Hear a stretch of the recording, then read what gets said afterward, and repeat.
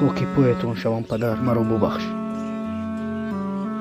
وقتی که مرد صاحب پسر می شود میگوید که وقتی که من پیر شوم پسرم مرا نگاه بین می کند. اما من این کار را نتوانستم پدر. قسمت من معیوبی بوده است. پدر جان، التجا می کنم مرا ببخش.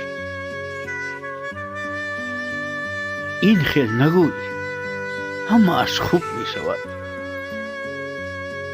ناامید نشو، تو حالا نغز می شوی.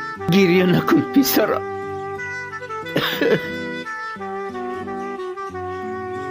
گریه نکن پسرم که جگرم می سوزد.